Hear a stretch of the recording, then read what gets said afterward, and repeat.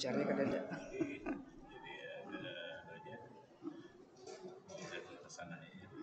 Alhamdulillah. Alhamdulillah. Ya, masuk.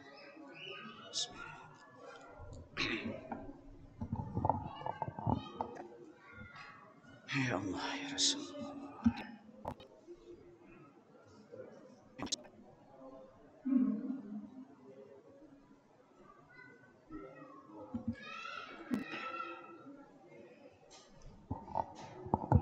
Halaman 25.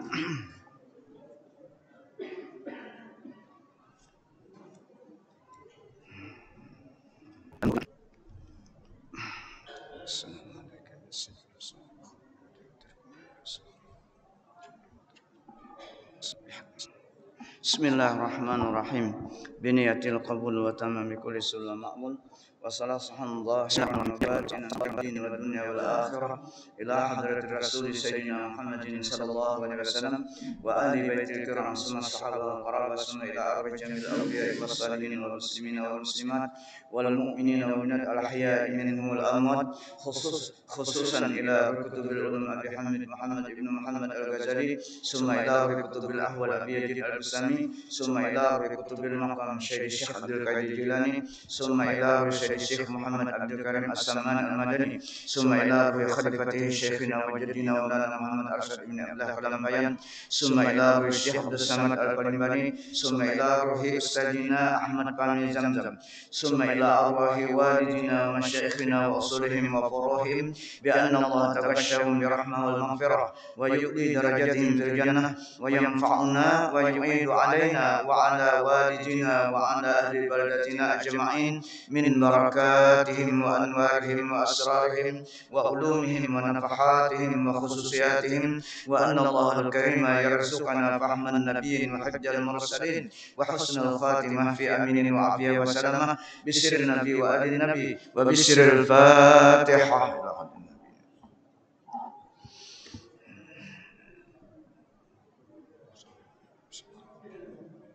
Iyyaka na'budu wa iyyaka nasta'in siratal mustaqim siratal ladzina an'amta 'alaihim ghairil maghdubi 'alaihim waladdallin amin. A'udzu billahi minasy syaithanir rajim. Bismillahirrahmanirrahim. Dan berkata Imam Al-Ghazali rahmatullah al-labjur rabi' al-aqlu wa lahu iddatul ma'anin wa nahnu nuridu minhu ma'nayain ahaduhuma al-ilmu bihaqaiqil asya'i. Artinya lafaz yang keempat itu yaitu adalah akal. Dan adalah baginya akal itu beberapa bilangan maknanya itu. Dan lagi akan kami datangkan daripada maknanya di sini ada dua makna. Pertama, makna akal itu yaitu mengetahui dengan hakikat sesuatu, yakni seperti mengetahui hakikat yang wajib dan mustahil dan yang jaiz yang harus. Jadi dalam ilmu tauhid itu ada namanya hukum akal, ya. Hukum akal ada tiga, wajib, mustahil dan jaiz. Itu dalam perjalanan tauhid. Karena tiada tasawur, tidak tergambar. Tasawur itu tidak tergambar, ya? Tentang tidak tergambar dalam akal wajibnya dan mustahilnya dan harusnya. Di dalam tidak tergambar di dalam akal itu melainkan tiga perkara itu. Pertama wajib, yaitu wujud Allah Ta'ala. Sifat wujud itu dalam tauhidnya. Tidak tergambar pada akal bahwa Allah itu ada. Tapi yang tergambar pasti ada Allah Ta'ala bersifat wujud. Dan segala sifatnya Allah. Dan kedua mustahil. Mustahil ini lawan wujud, ya. Adam artinya tidak ada. Yaitu seperti syarikal bari. Allah itu ada yang mengimbangi dalam penciptaannya. Itu mustahil pada akal. Dan ketiga jaiz, yaitu menjadikan sekalian mungkin seperti yang disebutkan oleh Imam Sanusi rahimahullah. Arti jaiz artinya Allah itu bersifat bebas. Kalau Allah mencipta langit, maka tidak ada satupun yang bisa menghalangi. Kalau Allah tidak mau mencipta seumpama, maka tidak ada yang memaksa. Itu arti makna jaiz. Dalam ilmu tauhid,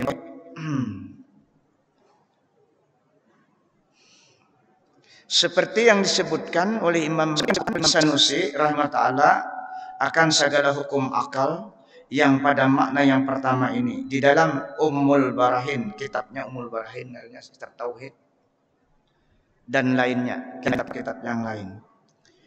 Dan adalah akal pada makna yang pertama ini, yaitu ibarat daripada sifat ilmu yang tempat terbitnya itu dari dalam hati.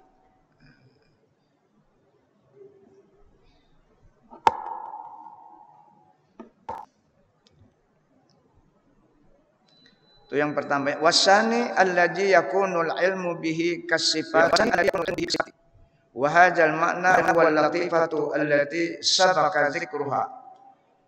Idz la yumkinu an yakuna al muradu bil aqlil ma'na bil aqli. Ma'na al awal liqaulihi sallallahu alaihi wasallam awal ma khalaqallahu al aqla. Summa qala lahu aqbil fa'aqbala, summa qala adbir fa'adbara.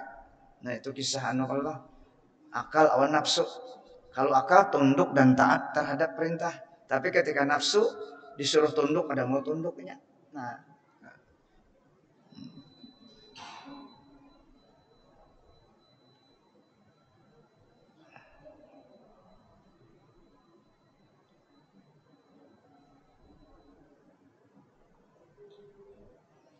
artinya dan makna yang kedua daripada makna akal itu yaitu jisim, yang adalah dinisbah ilmu dengan dia akal itu seperti sifatnya. Dan adalah makna yang kedua daripada makna akal itu yaitu latifatun rabbaniyatun au ruhaniyatun, yakni jisim yang halus yang dibangsakan kepada perbuatan Allah atau ciptaan Allah dan dibangsakan kepada roh yang telah terdahulu sebutannya itu pada makna hati yang kedua dan pada makna ruh yang kedua dan pada makna nafsu yang kedua dahulu itu sudah dibicarakan. Membedakan antara hati dan akal dan roh dan nafas. Karena tiada dapat muafakat bahwa keadaan yang dikehendaki dengan akal pada makna yang pertama itu dengan makna akal yang kedua ini. Karena makna akal yang pertama itu ibarat daripada ilmu yang terbit daripada hati. Dan makna akal yang kedua itu yaitu ibarat daripada jisim yang halus, roh tadilah. Yang rohani, yang tempat terbit ilmu itu yaitu yang diisyaratkan dengan sabda Nabi SAW, awwalu ma khalaqallah al-aqlu. Jadi kalau hadis ini kan yang pertama diciptakan Allah itu akal, tapi yang dikehendaki sudah nur Rasulullah SAW. Jadi kita jangan dipahami yang pertama kisah nur tun nur, yang ini akal, maksudnya sesudah nur. Karena sumber yang lain itu kan dari nur. Summa qala lahu aqbil fa'aqbala, summa qala adbir fa'adbara. Ini akal tunduk kepada perintah Allah. Artinya permulaan sesuatu yang dijadikan oleh Allah Ta'ala itu yaitu akal, yang jisim yang halus yang dibangsakan kepada perbuatan Tuhan dan dibangsakan kepada roh, yaitulah hakikat. Itu tadi yang jisim yang halus tadilah dibangsakan kepada roh, yaitu lah hakikat hati pada makna yang kedua, yang tersebut dahulu itu. Hakikat hati itu roh. Apa maksud hakikat? Yang memungsikan hati itu kan karena dikendalikan oleh roh. Seluruh jasad kita dikendalikan oleh roh. Karena roh itu nama hidup. Roh itu yang dikekalkan Allah, yang tidak pernah dimatikan. Seterusnya sampai akhir. Karena yang dikekalkan Allah itu ada 10 dalam ilmu tauhid. Yang pertama ya roh kita. Di antaranya sulbi kita dikekalkan juga tuh lah. Karena itu nanti kalau bangkit di kubur, sulbi itu, tulang sulbi itu yang muncul. Nah, jadi ada 10 macam yang dikekalkan. Surga, neraka, kalam, arsy, lauhil mahfuz. Itu yang dikekalkan. Bukan kekal, tapi dikekalkan untuk oleh Allah untuk hamba.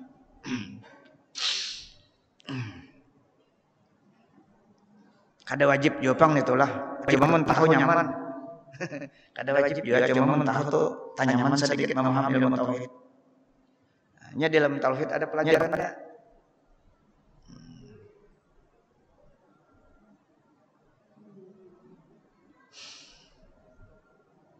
Kemudian maka berfirman Allah Ta'ala bagi akal. Yakni akan akal itu. Berhadap engkau kepadaku, maka berhadaplah ia akal kepada Allah Ta'ala. Tunduk. Kemudian maka berfirman pula Allah Ta'ala, membelakanglah olehmu akan daku ya Allah Ta'ala. Maka membelakangkan ia akal akan dia Allah. Hingga akhir hadis. Panjang hadisnya banyaklah.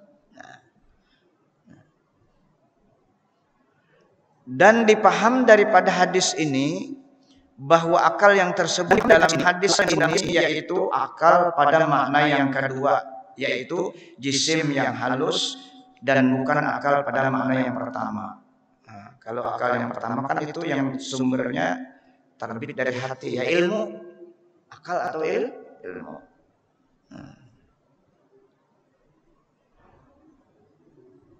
Yaitu mengetahui akan hakikat sesuatu. Tetapi adalah akal pada makna yang pertama itu ibarat daripada ilmu yang berdiri kepada akal yang pada makna yang kedua itu, yaitu jisim yang halus, yang rabbani dan rohani. Syahdan, ketahui olehmu bahwasanya kalbun, yakni hati dan roh dan nafas dan akal sekaliannya itu pada etibar makna yang kedua itu, yaitu satu jua. Ketimbang kedua apa tadi? Rohani, yaitu latifatun rabbaniyatun wa ruhaniyatun, yakni yaitu jisim yang halus yang dibangsakan kepada perbuatan Tuhan atau diciptakan oleh Allah dan dibangsakan kepada roh, dan tiada bersalahan lafaz yang empat ini melainkan pada etibar makna yang pertama itu jua. Ada perbedaan karena kalbun pada makna yang pertama itu yaitu daging yang berupa seperti buah sanubari, berada di dalam di sebelah kiri. Dan roh pada makna yang pertama itu yaitu sesuatu seperti rupa asap yang terbit daripada hati sanubari itu, dan mesra ia kepada sekalian badan, dan dengan dia hidup badan itu, dengan dia roh itu hidup seluruh badan itu. Dan apabila terbit ia daripada segala badan, terbit maksudnya keluar. Nah, artinya roh itu keluar. Kalau sudah roh keluar pada badan itu, niscaya matilah badan itu. Dan dinamakan oleh ahli dokter tabib akan roh hayawani, jasmani. Jadi bukan unsur kita orang hidup tuh, bukan unsur empat. Jadi roh nama hidupan kita tuh yang mengendalikan organ kita juga roh. Yang mengendalikan masuk ke hati itu yang memerintahkan ke seluruh anggota. Dan nafsu pada nafas pada makna yang pertama itu ibarat daripada makna yang menghimpunkan ia bagi kuat marah. Ini namanya nafsul amarah lah. Nafsu yang pertama pada makna yang pertama itu ibarat atau contoh daripada makna yang menghimpunkan ia nafsu itu bagi kuat marah. Nah, kalau kita kuat marah, berarti kita masih berada di nafsu al-ammarah bisu. Dan segala syahwat kuat dan perhimpun segala sifat yang tercela, yaitu daripada nafsul amarah itu tadi. Kalau kita masih banyak marah, koler beribadat, ketujuh dunia, berarti kita masih berada di dalam nafsu ammaratun bisu. Nah itulah. Jadi kita di sini kau mengukur kita nih nah. Bagaimana kita berandap? Bila kita masih pemarah, penyarikan, hubud dunia, itu berarti di amarah anda kita. Dalam Al-Quran apa disebutkan? Wa ma ubari'u nafsi innan nafsa la'amaratum bisu illa ma rahima rabbi. Caranya supaya itu naik, banyak-banyak mengingat Allah. Rahimah Rabbi. Nah, kalau sudah dapat kasih sayang Tuhannya, baru itu naik kepada lawamah. Jadi di sini kita kalau mengukur kita. Jadi jangan penyarikan kita. Nah, awan anak, awan bini. Maka ini tantangannya pasti. Anak tuh kalakuan kada bagus, bini kada bagus, itu tantangannya. Mau nyana baik aja, aman aja. Kada ada ujian tantangan, pasti dicoba oleh Allah. Anak, istri, keluarga tuh kada baik kan kita. Supaya kita ini memahami bagaimana hawa kah ada kah? Pilahnya kada kau berarti nafsu itu bujur-bujur diselimuti oleh sifat setan. Kada naik lagi.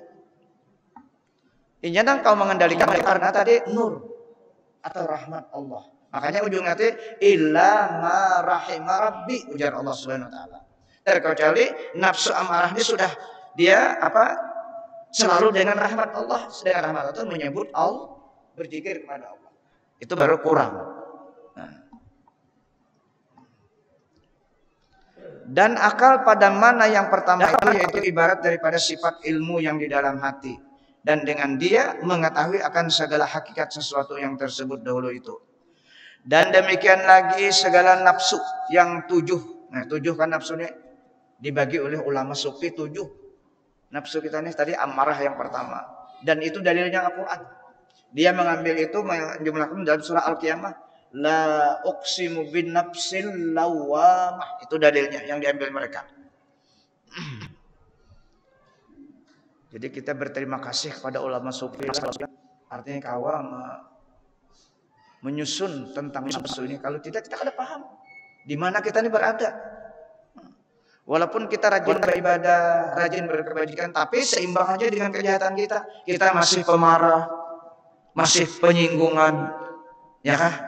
Nah itu berarti belum masuk lagi.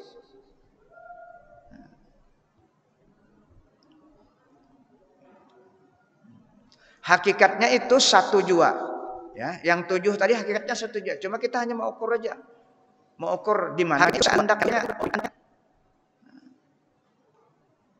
Dan tiada bersalah-salahan ia nafsu tadi melainkan sebab bersalah-salahan iktibar jua. Artinya contoh yang ada pada kita masing-masing. Nah, apa maksudnya? Karena nafsu insan dan hakikatnya itu 1 jua. Tetapi jikalau ia berbuat maksiat, sama ada maksiat zahir atau maksiat batin, maka namanya nafsu itu yaitu dengan nafsu amarah bisu. Nah ini kedudukannya. Kita aja nama ukur tuh. Kita masih penyarikan, kada penyadar, berarti kita masih di situ. Maka kita berusaha untuk naik. Dan jikalau ia tobat, sadar tobat daripada maksiat itu dan menyesal perbuatan-perbuatan dilakukan ia dan mencela ia akan kejahatan yang berlaku pada dirinya itu, maka itu dinamakan nafsunya itu dengan nafsul lawamah naik. Nah, naik sudah nafsunya. Nafsu di lawamah ini ke-7 sudah beribadat, berjamaah ke-7, berbuat kebajikan ke-7, senang sudah, karena sudah naik, karena sudah banyak berzikir, tapi tidak sepenuhnya lagi kau meninggalkan kejahatan, yang zahir maupun yang batin. Karena zikirnya belum terlalu banyak lagi.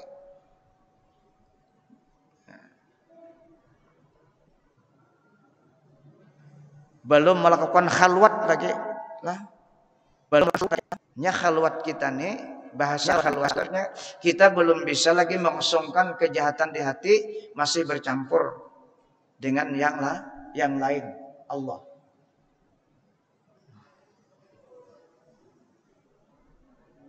Dan jikalau sangat gemar hatinya itu kepada ibadat yang zahir dan ibadat yang batin, Tetapi belum tetap yang demikian itu apa? Ibadat zahir dan batin itu dengan dia, maka dinamakan nafsunya itu dengan nafsu mulhamah. Nah, ini naik lagi sudah. Gemar benar sudah. Merasa rugi kalau kada berjamaah. Nah, itu ada dalam hati kita. Setiap amaliyah atau wirid kita nak tinggal, bahkan ini kena ada isyarat. Kalau kita kada terbaca tuh ada isyarat menegur tuh, nah ini belum dibaca aja. Ada tuh. Tapi kadang-kadang kita kada koreksi itu bahwa itu teguran atau informasi ilham dari malaikat supaya kita membaca nang kita kada terbaca.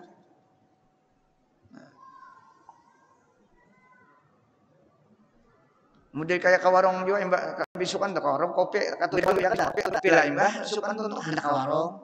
Alun urusan itu adalah kayak itu juga amal ibadat kita kalau sudah mulazamah tuh ini memberikan ilham isyarat kan kita. Karena sudah di hati kita ini kan mulazamah.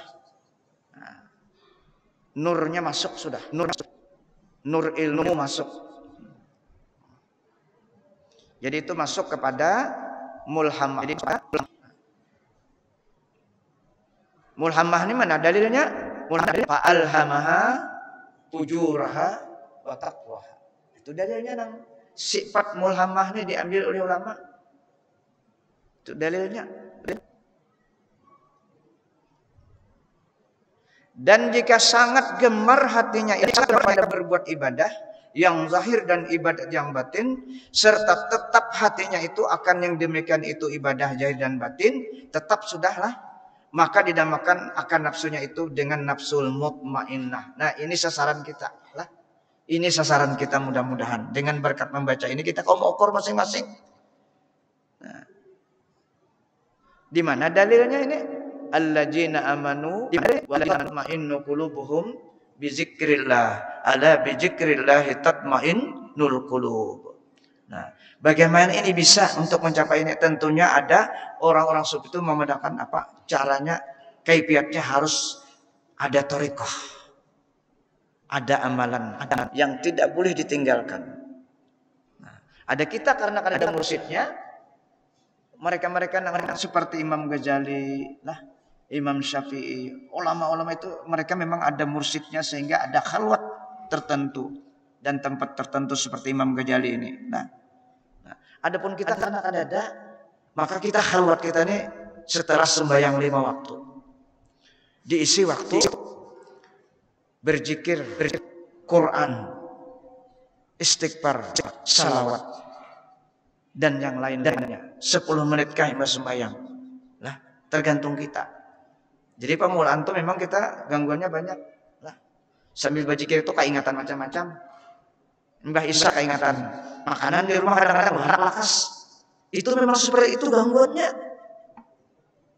Jadi sehingga kita waktunya rasa lawas sambil berzikir itu karena ada sudah membayangi di belakang kita atau di kepala kita itu ada yang diingatkan udah anak kasih itu anak kasih ini. Jadi kalau orang khalwat memang itu harus dihilangkan dulu.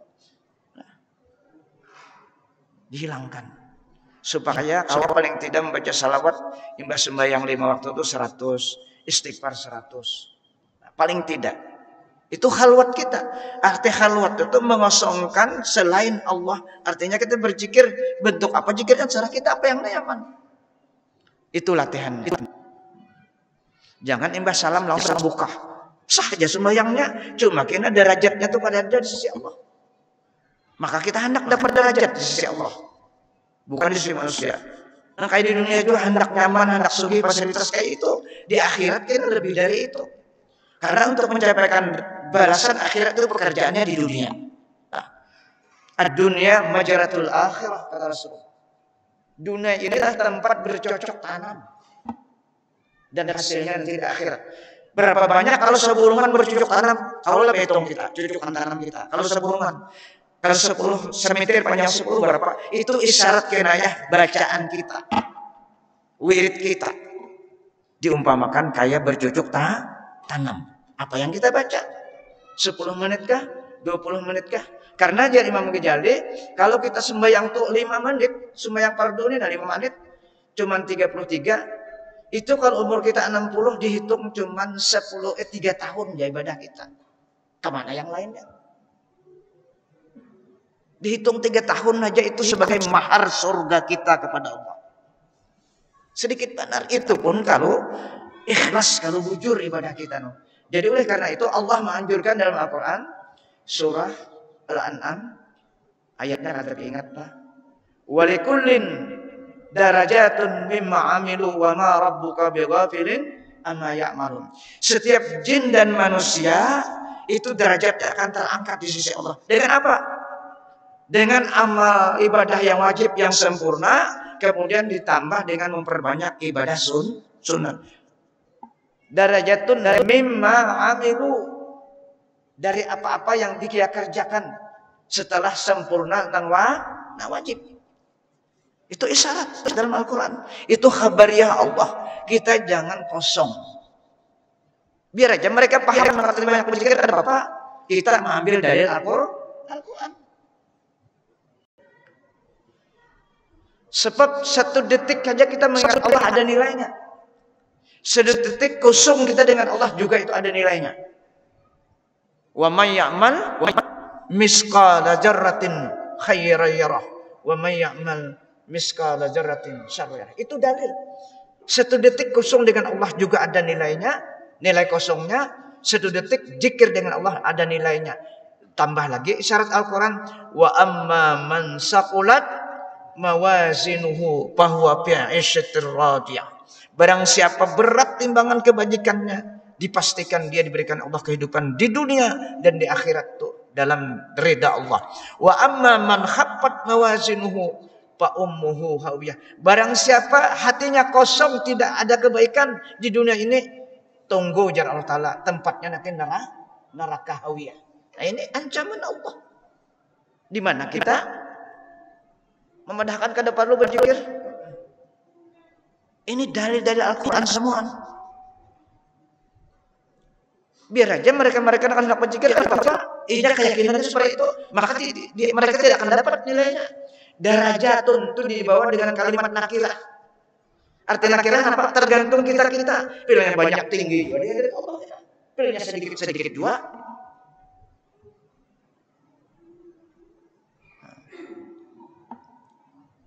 Karena hidup ini tujuannya beribadah. Wa ma khalaqtul jinna wal insa illa liya'buduni ya Allah Ta'ala. Karena itu dibuang damirnya situ. Tidak aku ciptakan jin dan manusia untuk beribadah, menyembah, mengenal Allah. Itu tujuan kita. Bukan menafikan pekerjaan dunia Anda. Tetap aja aktivitas kita. Oh, para sahabatnya Nabi aja bekerja. Tetap bekerja kita. Yang berdiam. Karena Islam itu melarang orang minta-minta, ya kan? Selama akal sehat kita wajib bekerja. Kada boleh meminta. Nang bagus tuh kita memberi.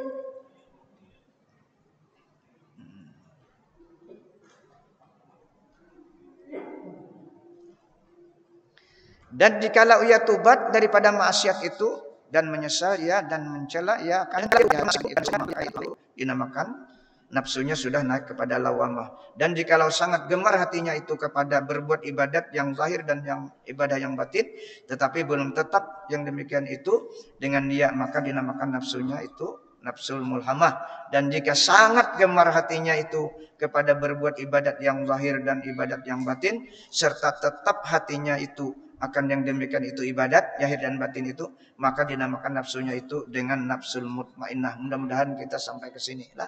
Mudah-mudahan Allah memberikan taufik kepada kita. Karena ini sasaran kita, tujuan kita.